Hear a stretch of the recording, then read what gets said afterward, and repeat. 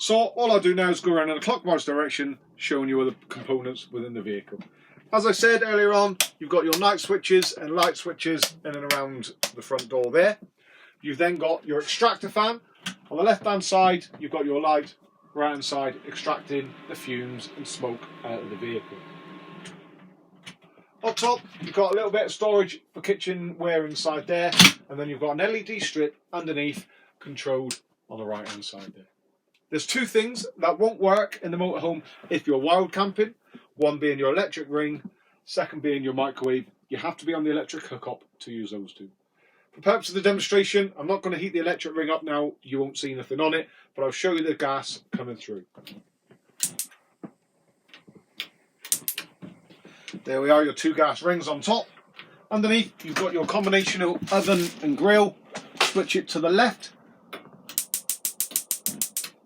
For your oven, as you can see, a nice blue flame there. Switch it back off, and then you've got your grill on top.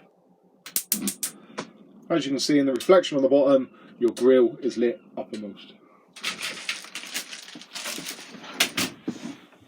Underneath, storage. Storage on the bottom of that one.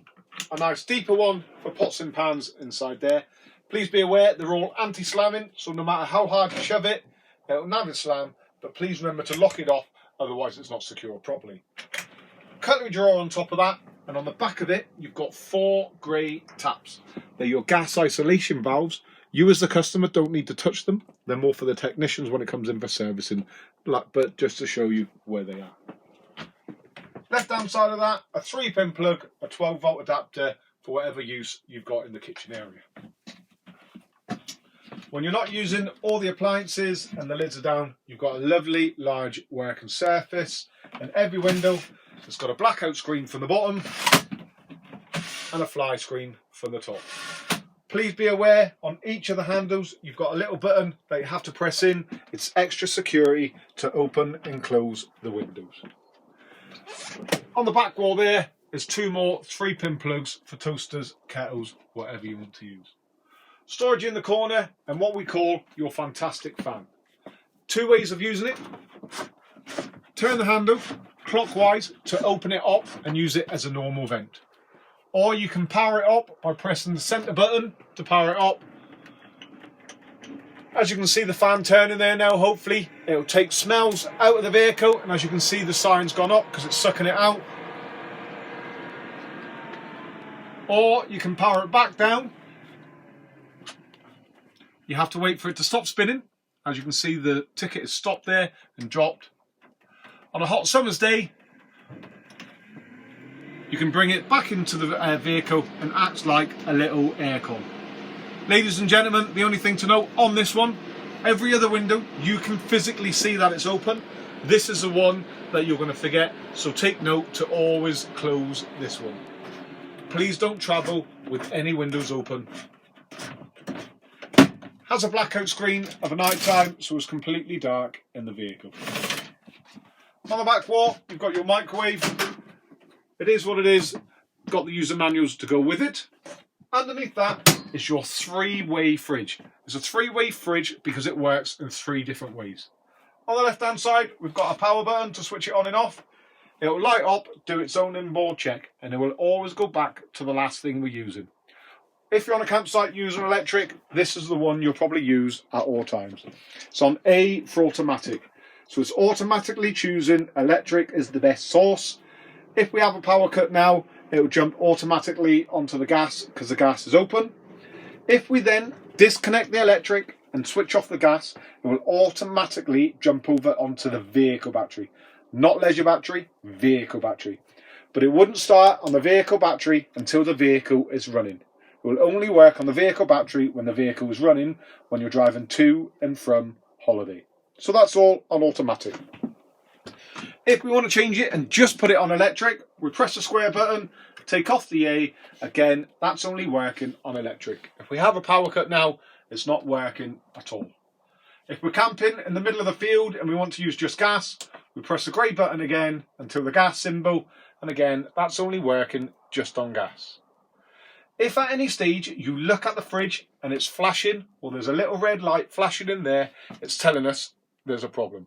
for example,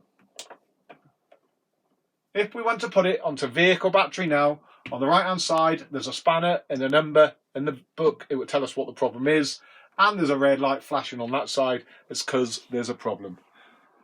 If at any stage we're looking at it, it's a problem. What's the problem at the moment? The vehicle isn't running. So as you've seen there, it was flashing, it's telling us it's a problem. The only thing you need to remember, if you've got it on automatic and then you park up on the drive or you put it into storage wherever you are, if you leave it on automatic, although you've switched everything off, that will keep flashing saying, when are you going to start the vehicle? When are you going to start the vehicle? So at the end of the holiday, you have to make sure you have powered the fridge off. Moving on round into the bathroom area. Your light switch for the bathroom area is on the side there. Up top, there's a nice little bit of storage for niceties up there. Soap dispenser and toothbrush dispenser on the left hand side, and a frosted window so nobody can see in. Again, you've got your push buttons to open the window and your blackout screen and fly screen for while it's open. Your toilet, you can use in whatever position you want to, so you can change it daily just by moving it around like so. On the front of it is your opening and closing of the pot inside. Like I said outside on the first part of the video, if you leave that open and try and take the toilet out, that's why it's not going to come out, and that's what you're going to snap off inside the toilet, so the smells are always coming back up. So remember, as soon as you've finished and flushed it, close it back off. The water works off your fresh water on the blue button there, so as long as you've got fresh water and your fresh water container, it will always flush.